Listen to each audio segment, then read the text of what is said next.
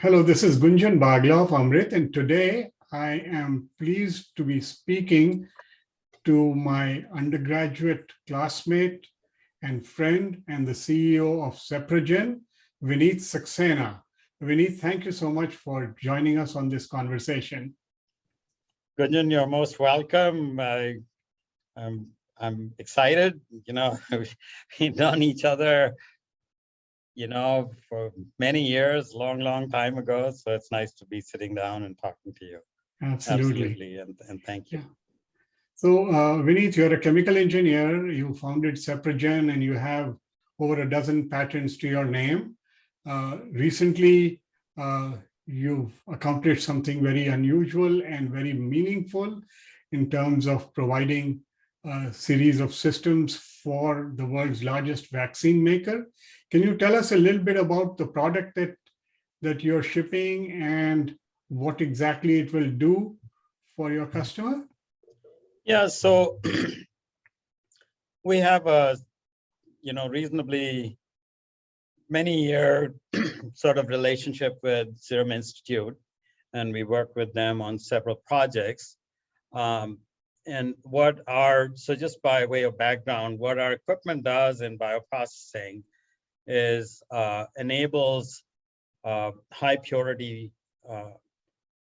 separations. So when genetically engineered cells, we talk about genetic engineering, when genetically engineered cells are grown in large bioreactors to produce products of interest, then a very important next step is to separate the drug substance, whether it's a vaccine or antibody or whatever the case might be, to very high levels. Yeah. And then these are formulated and put into specific formulations for injections into patients. Mm-hmm. So this particular vaccine, the COVID-19 vaccine, is another aspect of such a bioproduct. And our particular expertise that Sepragen prides itself in is having the ability to do things on a large scale and very scalable, and with high throughput, and eventually lowering the cost of manufacturing and manufacturing biological drugs.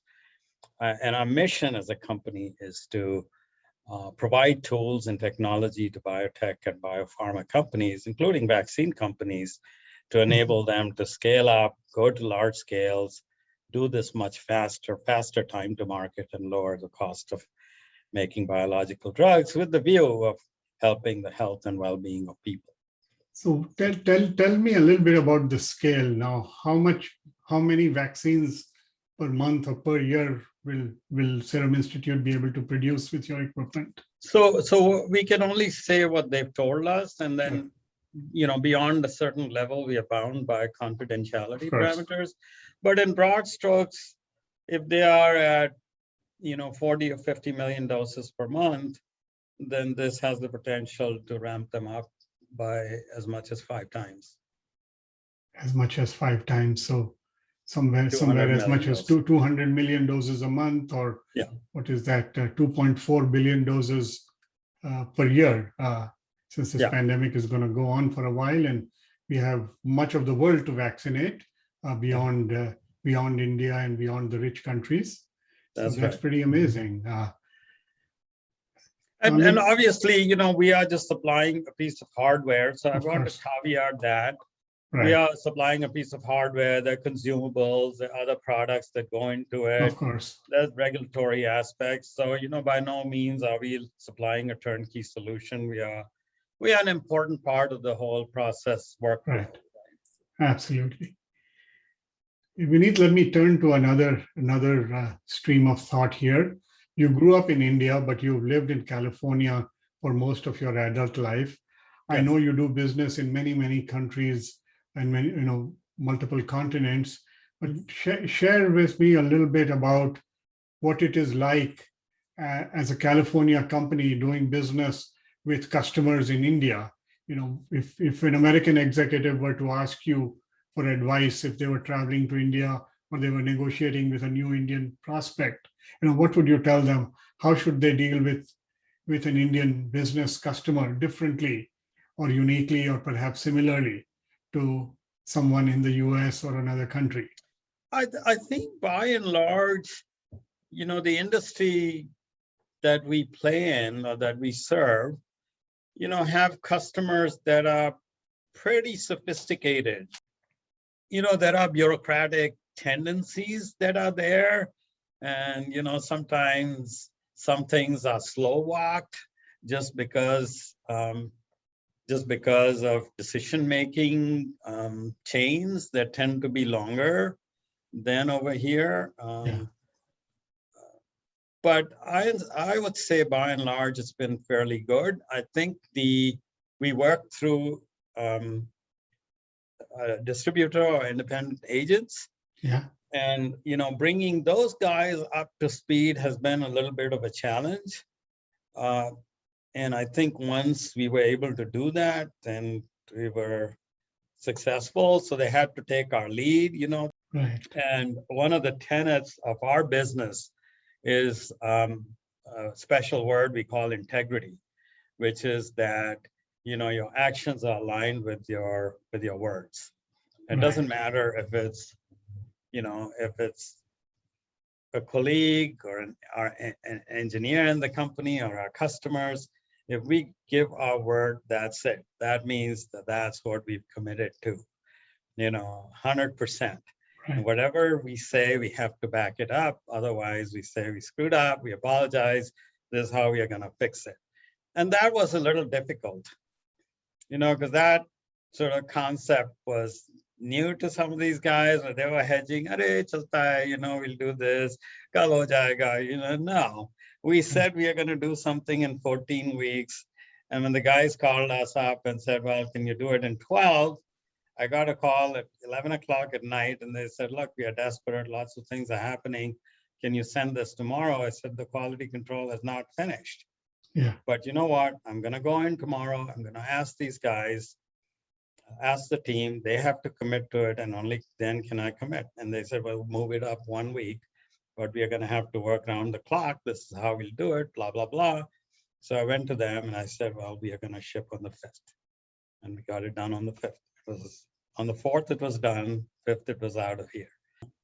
So I'm hearing two streams from you. Number one is the idea that decisions in India sometimes take longer because the decision chains are longer, and you may not get a yes or no answer right away. And the second thing I'm hearing is that the business partners in India need to understand the same degree of commitment and integrity that you have in the US to be able to convey that to their own teams in India and then ultimately to the customer, both in terms of saying yes and where you have to push back in saying no if you can't keep a target that the customer is demanding. Would that be accurate? Absolutely. Yeah. Okay. One other aspect I wanted to explore with you, since you have customers all over the world, do you find that companies in India require more on-site hand-holding and services than other countries, or is it about the same? No, it's about the same. We've just opened up stuff in China, and we've gotten our initial orders from China, for instance, and it's the same sort of hand-holding that we need to do. In Europe, it varies. I mean, the French, you have to argue with them a little bit more. And the Germans, they always think that they have better answers for technology, for your products, and better designs than you do. So there's a little bit of that goes on. People are a little different. You can generalize a little bit about how they are. But, we've had on this project and on others with our clients in India, these larger projects, we've had weekly meetings. So we have the entire team and the project manager, weekly 8:30 p.m. calls for an hour. Yeah. And we go through sort of design qualifications or other documentation, test results, all that stuff. And We've been always on time for the meetings. Yeah. Not so on the other Not so side. on the other side. Yes. Okay. Let me ask you a little bit about your location. You're in the San Francisco Bay Area. Yeah. And when most Americans think of the Bay Area, they think of IT hardware like Cisco or software like Oracle or maybe some internet companies. Is the Bay Area a good place for a company such as yours to be? Yeah, actually, the Bay Area is the birthplace of biotech because, Genentech was founded here. Right. And Genentech is kind of the oldest pure biotech company, right? Right. And after Absolutely. that, They're owned by Roche, which is a now client of owned by Roche, mine. right? Yeah. And then on the East Coast, in the early days when I started, Genentech had just started. And then on the East Coast, you had Biogen, and down south in Southern California, you had Amgen, right? So, Yeah. and then we had Chiron, other companies, second tier companies, other companies started to get started in this area. So the Bay Area is a very fertile ground for biotech, and of course now you have San Diego around UCSD, right? Lots of small biotechs in San Diego. We find the Boston area, of course, Right. and then you've got North Carolina Research Triangle Park. Lots of biomanufacturing facilities being set up there. So. Right.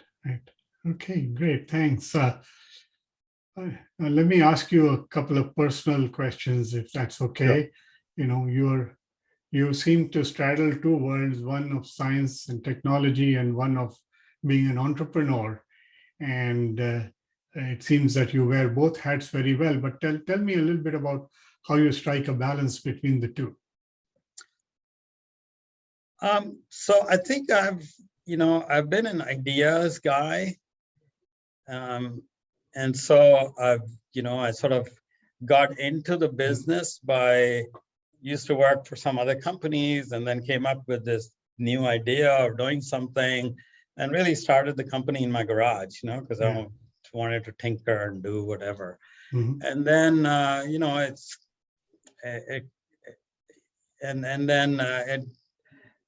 it grew very fast. We actually, in the old days, took the company public. I don't know. I remember. And then certain nasty things happened and the company tanked and we almost went out of business. But some of us stuck around and we, paid off all our debts and all that. And really, one by one customer by one customer, we grew the company back and developed the whole product portfolio. And so, innovation is a little bit like coming up with ideas, but also being close to customers and really listening to them and listening to their problems and their pain points and coming up with solutions, right? And so since I'm close to the customers, Renu, my wife, handles all the back end. She's an engineer as well.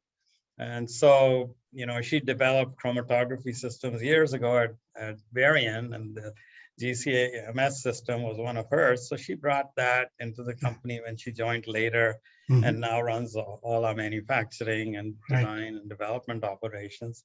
So in being close to the customers, as we find out what the issues are, then we've been fortunate enough to come up with unique solutions that can solve those problems.